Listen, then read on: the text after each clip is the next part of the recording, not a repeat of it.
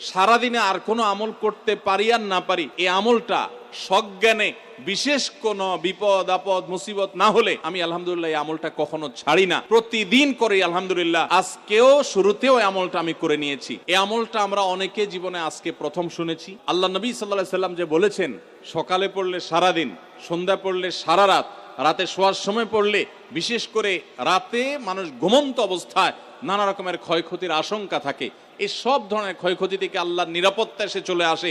আল্লাহ তার হেফাজতে জিম্মাদারি নিয়ে নেন, দায়িত্বশীল হয়ে যান। সবকিছু থেকে যথেষ্ট, সবকিছু থেকে আল্লাহ তাআলা তাকে নিরাপদ করে দেন। এই বিশ্বাস, এই ইয়াকিন নবী সাল্লাল্লাহু আলাইহি ওয়াসাল্লামের কথার প্রতি আমাদের আছে না নাই? তাহলে এই সূরাগুলো আমরা আজ থেকে আমল করব তো ইনশাআল্লাহ। কোরআনে কারীমের এই শেষের তিনটা সূরা এমন তিনটা সূরা যে আমাদের প্রিয় নবী সাল্লাল্লাহু আলাইহি সাল্লাম সারা দিনে সবচাইতে বেশি সংখ্যক বার যেই সূরাগুলোকে ওয়াজিফা হিসাবে, আমল হিসাবে পড়ার নির্দেশ দিয়েছেন কোরআনে কারীমের, সেই সূরাগুলো হলো এই তিনটা সূরা। এই তিনটা সূরা দিনে এবং রাতে যত বেশি সংখ্যক বার পাঠ করতে হয়, অন্য কোন সূরা, এমনকি অন্য কোন দোয়া এত বেশি সংখ্যক বার পাঠের নির্দেশ কোরআনে অথবা হাদিসে কোথাও দেওয়া হয় নাই। তাহলে এই তিনটা সূরার মর্যাদা, এর কি মর্তবা, এর কি বৈশিষ্ট্য, এর কি মাহাত্ম্য আছে সেটা বুঝবার জন্য আর কিছুর প্রয়োজন নাই। এই একটি কথা যথেষ্ট যে দিন এবং রাত 24 ঘন্টার ভেতরে কোরআনে কারীমের এই শেষ তিনটা সূরা, সূরা ইখলাস, সূরা ফালাক, সূরা নাস, এগুলোকে যত বেশি সংখ্যক বার নবী সাল্লাল্লাহু আলাইহি সাল্লাম পড়ার নির্দেশ দিয়েছেন, তিনি নিজে পাঠ করতেন, এত বেশি সংখ্যক বার অন্য আর কোন দোয়া, আর কোন সূরা, আর কোন আয়াত, আর কোনো কিছু পাঠ করার নির্দেশ আমাদেরকে কোরআন হাদিস দেয় নাই। এখান থেকে এই তিনটার সূরা যে আল্লাহর কাছে কত গুরুত্বপূর্ণ, নবী সাল্লাল্লাহু আলাইহি সাল্লামের কাছে কত গুরুত্বপূর্ণ, যে রিপিটেডলি এত বেশি সংখ্যক বার পাঠ করার নির্দেশ দেওয়া হয়েছে, এটা পরিষ্কারভাবে বোঝা যায় কি যায় না বলেন? সময় তো ভাইরা আমার, সূরা ইখলাস, সূরা ফালাক, সূরা নাস, এই তিন সূরা দিন এবং রাত সব মিলিয়ে আমাদের প্রিয় নবী সাল্লাল্লাহু আলাইহি ওয়াসাল্লাম তিন জায়গায় তিনি তিন সময় এই সূরাগুলো পাঠ করতেন। একটা হলো সকাল এবং সন্ধ্যায়, সকাল এবং সন্ধ্যায় নবী করিম সাল্লাল্লাহু আলাইহি সাল্লাম তিন কুল পড়তেন। এটাকে সংক্ষেপে বলা হয় তিন কুল। যেহেতু তিন সূরা শুরুতে কুল শব্দটা আছে, এজন্য সংক্ষেপে বলা হয় তিন কুল। এই তিন কুল, ইখলাস, ফালাক, নাস, এই শেষের তিনটা সূরা কোরআনের, এই তিনটা সূরাকে আমাদের প্রিয় নবী সাল্লাল্লাহু আলাইহি সাল্লাম সকাল সন্ধ্যায় পড়তেন। একটা টাইম পাইলাম, কোন টাইমে পড়তেন? সকাল এবং সন্ধ্যায়। সকাল এবং সন্ধ্যার পাশাপাশি তিনি রাতে ঘুমানোর আগে আবার পড়তেন। তাহলে দুইটা টাইম পাইলাম। আরেকটা টাইম হলো 5 ওয়াক্ত নামাজের পরেও তিনি পাঠ করতেন। তাহলে কয় টাইম হলো? 3 টাইম। 3 কুল পড়তে হয় প্রতিদিন, রাত পুরা 24 ঘন্টার মধ্যে কয় টাইম? 3 কুল 3 সময়ে পড়তে হয়। সকাল এবং সন্ধ্যা এবং রাত এই সময়গুলোতে পড়তে হয় প্রত্যেকটা 3 বার করে। 3 বার পড়লে কি লাভ হয়?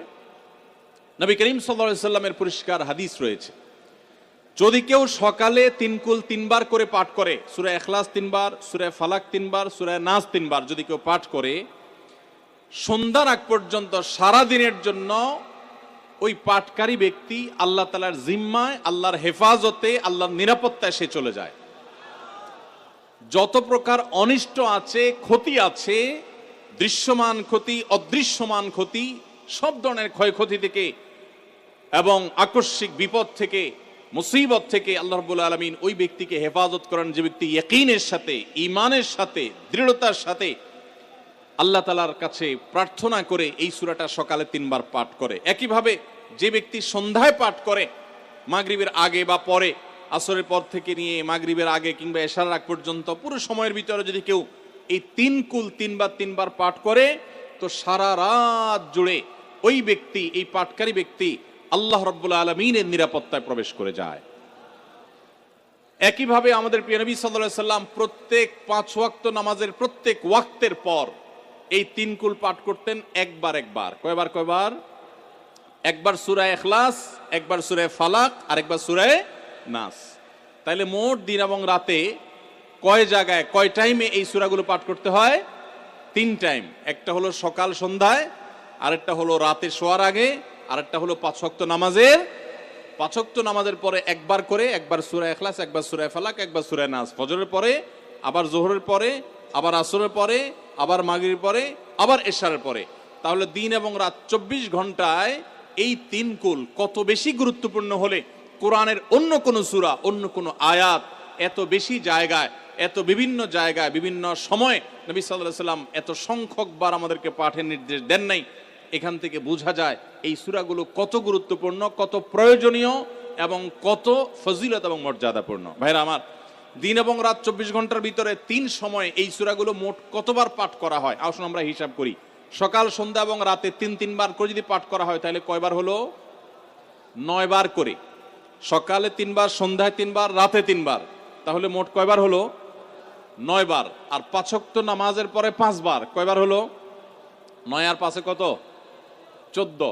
সূরা ইখলাস দিনে কয়বার পড়তে হয়? কমপক্ষে 14 বার পাঠ করা সুন্নাহ। সূরা ফালাক দিনে 14 বার পাঠ করা সুন্নাহ। সূরা নাস দিনে 14 বার পাঠ করা, এটা সুন্নাত নবী সাল্লাল্লাহু আলাইহি সাল্লামের। এই আমলটা আমরা অনেকে জীবনে আজকে প্রথম শুনেছি, অনেকে হয়তো আগে থেকে জানি। আমি এই ফজিলত এবং মর্যাদার কথা যে বললাম, আল্লাহ নবী সাল্লাল্লাহু আলাইহি সাল্লাম যে বলেছেন সকালে পড়লে সারা দিন, সন্ধ্যা পড়লে সারা রাত, রাতে শোয়ার সময় পড়লে, বিশেষ করে রাতে মানুষ ঘুমন্ত অবস্থায় নানা রকমের ক্ষয়ক্ষতির আশঙ্কা থাকে, এই সব ধরনের ক্ষয়ক্ষতি থেকে আল্লাহর নিরাপত্তা এসে চলে আসে। আল্লাহ তার হেফাজতে জিম্মাদারি নিয়ে নেন, দায়িত্বশীল হয়ে যান, সবকিছু থেকে যথেষ্ট, সবকিছু থেকে আল্লাহ তাআলা তাকে নিরাপদ করে দেন। এই বিশ্বাস, এই ইয়াকিন নবী সাল্লাল্লাহু আলাইহি সাল্লামের কথার প্রতি আমাদের আছে না নাই? তাহলে এই সূরাগুলো আমরা আজ থেকে আমল করব তো ইনশাআল্লাহ। এই 3 কুল সকাল, সন্ধ্যায় এবং রাতে ঘুমানোর আগে এটা পাঠ করার একটা বিশেষ পদ্ধতি আছে। সেটা হলো নবী করিম সাল্লাল্লাহু আলাইহি সাল্লাম শিক্ষা দিয়েছেন এই 3 কুল। সূরা ইখলাস 3 বার পড়বেন, সূরা ফালাক 3 বার পড়বেন, সূরা নাস 3 বার পড়বেন। পড়ে 2 হাতকে এরকম কোষ করবেন, এভাবে কোষ করবেন। কোষ করে এই কোষের মধ্যে ফু দিবেন, নিজের কোষের ভিতরে 3 বার পড়ে ফু দিয়ে এরপর সেটাকে পুরা শরীরের মধ্যে মুছে ফেলবেন। যেখানে যেখানে হাত নেওয়া সম্ভব হয়, শরীরের যতটুকু জায়গায় হাত নেওয়া সম্ভব হয়, সামনে পেছনে চেষ্টা করে যতটুকু সম্ভব হয় ততটুকু মাসা করবেন, মুছবেন হাত দিয়ে। এর মাধ্যমে আল্লাহ তাআলা আপনাকে হেফাজত করবেন। ছোট ছোট বাচ্চা যারা আছে, দুধের শিশু, 2 বছর, 4 বছর, 6 বছর, যারা পড়তে পারে না এখনো বা মুখস্থ নাই, সে বাচ্চাদেরকে মা বাবা বা তাদের কাছের কোনো লোকজন তারা পড়ে 3 বার ফু দিবেন। আবার 3 বার পড়ে নিজের ছেলে মেয়ের সবার শরীরে ফু দিয়েন না, প্রত্যেকের জন্য 3 বার। আপনারটা আপনি করবেন, বাচ্চাকে করে দিবেন। এই আমলগুলো আল্লাহ তাআলা আমাকে যেদিন জানার তৌফিক দিয়েছে, আপনাদের উৎসাহের জন্য বলি, সারাদিনে আর কোনো আমল করতে পারি আর না পারি, নফল আমল হিসাবে এই আমলটা সজ্ঞানে, বিশেষ কোনো বিপদ আপদ মুসিবত না হলে আমি আলহামদুলিল্লাহ এই আমলটা কখনো ছাড়ি না, প্রতিদিন করি আলহামদুলিল্লাহ। আজকেও শুরুতেও এই আমলটা আমি করে নিয়েছি। আপনারা সবাই আমলটা করবেন তো ইনশাআল্লাহ?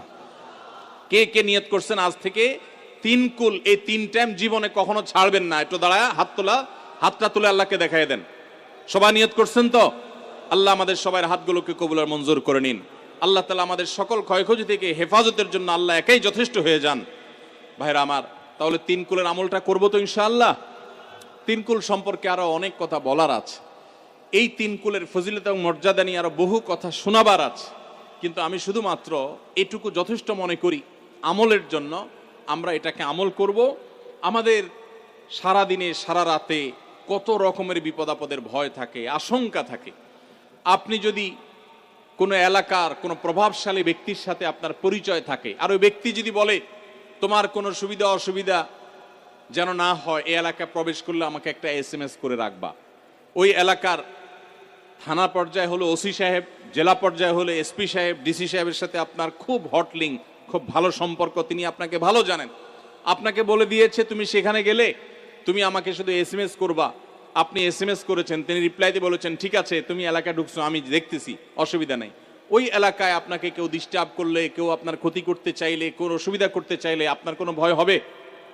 কারণ প্রশাসনের ব্যক্তিরা আপনাকে অভয় দিয়েছেন, তারা আপনার সাথে আছেন, তদারকি করছেন, আপনি নির্ভয় ফিল করবেন।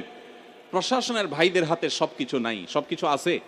তারা চাইলে সব ক্ষতি থেকে আপনাকে বাঁচাতে পারবেন না। হ্যাঁ, তারা চেষ্টা করবেন, এটা ঠিক। এইটুকুর কারণে যদি আপনার এত আস্থা তৈরি হয়, তো আরশে আজিমের মালিক স্বয়ং আহকামুল হাকিমিন আল্লাহ রাব্বুল আলামিন, যার হাতে মানুষের জীবন, যার হাতে মানুষের মৃত্যু, যার হাতে মানুষের সকল লাভ, সকল ক্ষতি, সকল কল্যাণ, সকল অকল্যাণ, সেই আরশের মালিক বলছেন তুমি সকাল এবং সন্ধ্যায় রাতে শোয়ার সময় এই 3 কুলের আমল যদি তুমি করো তো আল্লাহ রাব্বুল আলামিন স্বয়ং তোমার সব কিছু থেকে তোমার জন্য যথেষ্ট হয়ে যাবে, তোমার আর কোনো কিছুর প্রয়োজন হবে না। আল্লাহর কথার প্রতি যদি ইয়াকিন থাকে, নবী সাল্লাল্লাহু আলাইহি ওয়াসাল্লামের হাদিসের প্রতি যে বিশ্বাস থাকে যদি, তাহলে ইনশাআল্লাহ আজ থেকে আমরা কেউ, আমার পর্দা আলের মা বোনরা যারা শুনছেন, আমরা যারা শুনছি, আমরা কেউ এই আমলটা ছাড়বো না ইনশাআল্লাহ। সবাই আমল করবো তো ইনশাআল্লাহ? তাহলে 3 কুল 3 টাইমে দিনে মোট 14 বার এটা আমরা পড়বো। এখন পড়ার ক্ষেত্রে আবার একটা সমস্যা হলো, এই টাইপের আমলগুলো আমরা পড়ি খুব তাড়াহুড়া করে। যেমন সুবহানাল্লাহ 33 বার, আলহামদুলিল্লাহ 33 বার, 5 ওয়াক্ত নামাজের পরে আল্লাহু আকবার আছে না নাই? এগুলো সাধারণত কিভাবে পড়ে মানুষ বলেন? আমরা তো সবাই এ রোগের রোগী। কিভাবে পড়ি আমরা বলেন? সুবহানাল্লাহ সুবহানাল্লাহ সুবহানাল্লাহ সুবহানাল্লাহ সুবহানাল্লাহ সুবহানাল্লাহ সুবহানাল্লাহ। আমি যদি এখন মেজো ভাইকে বলি, ভাই আল্লাহ আপনার ভালো রাখবে, ভালো করছেন ভাই, কি হয়েছেন, আমি যদি তাড়াহুড়া করে কথা বলবো, উনি বলবে লোকটার কি মাথা কোনো সমস্যা হলো কিনা। কারণ আমি একটা মানুষের সাথে যখন কথা বলবো, এমনকি ওনার প্রশংসা, সুবহানাল্লাহ মানে আল্লাহর পবিত্রতা বর্ণনা করা, এটা আলহামদুলিল্লাহ মানে আল্লাহর প্রশংসা করা, তো আপনি আল্লাহর প্রশংসা, আল্লাহর গুণকীর্তন করতে গিয়ে যদি বলেন যে উনি খুব ভালো মানুষ, উনি এটা করে, উনি সেটা করে, আমি তাড়াহুড়া করে বলবো যে কি ব্যাপার ভাই, আপনারা কেউ দৌড়ায় নাকি? তো আপনি সুবহানাল্লাহ আলহামদুলিল্লাহ যদি তাড়াহুড়া করে পড়েন, তো এই সুবহানাল্লাহ আলহামদুলিল্লাহ যে মর্যাদা আপনার পাওয়ার কথা, তাড়াহুড়ার কারণে সেই মর্যাদা পাবেন না।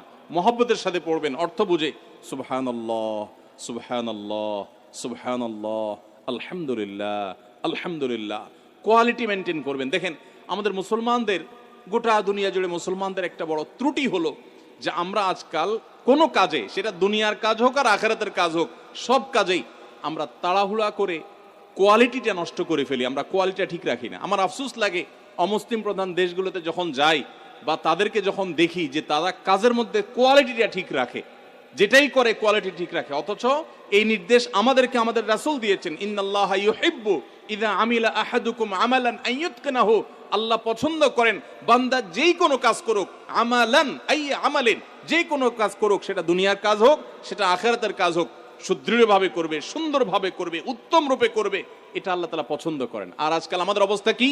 আমাদের অবস্থা হলো যে আমরা তাড়াহুড়া করি। ভাইরা আমার, এই তাড়াহুড়া করে কোয়ালিটি নষ্ট করা যাবে না, বরং 3 কুল